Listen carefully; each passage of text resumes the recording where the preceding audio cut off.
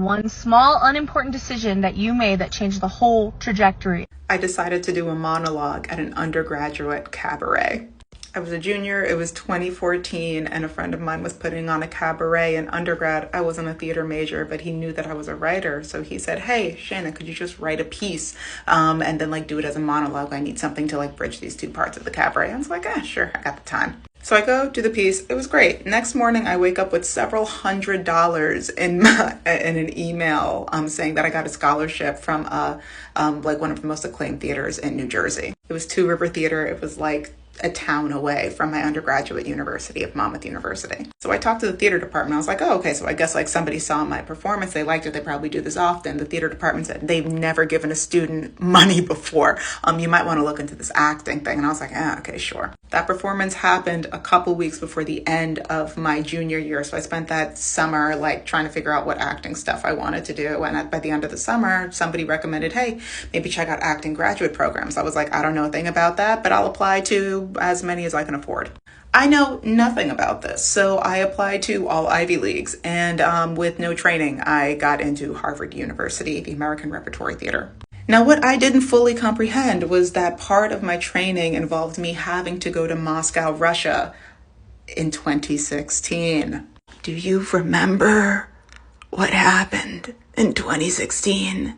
And I was in Moscow. It wasn't great, but I did get a lot of extensive acting and dance training, specifically ballet, which circling back to this. So I come back from Russia, lots of PTSD, lots of training, graduate from my program in 2017, immediately get hit with a deteriorating spine, have to relearn how to walk the next year. And then, I'm just trying to do my little acting thing once I have my legs back. So as I'm doing my little acting thing, COVID hits. Broadway shuts down. I am now unemployed.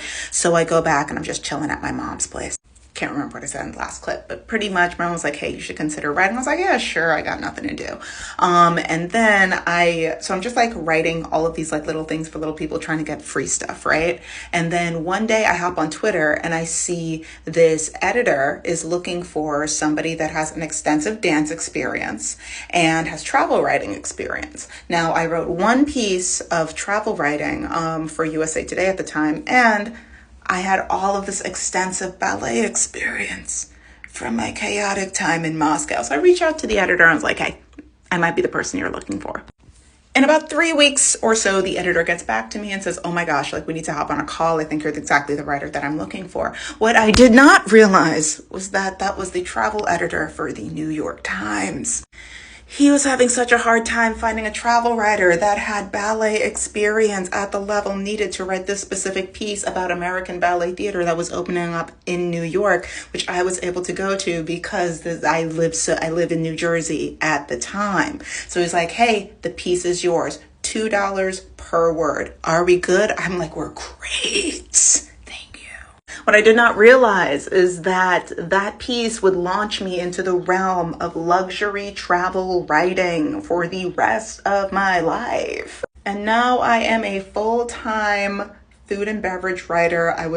That opportunity gave me the space to be able to work with so many amazing publications fully remote that I moved to Mexico for 6 months. I'm back in Jersey for my cousin's wedding, and now I'm moving to Spain at the end of this month, all because I was in a cabaret. If you want to read any of my articles or see some of the fun projects that I'm working on that are all based in the travel space, go to the place where all the things are that I'm not allowed to say. But you know where they are. I'm going to finish this poop.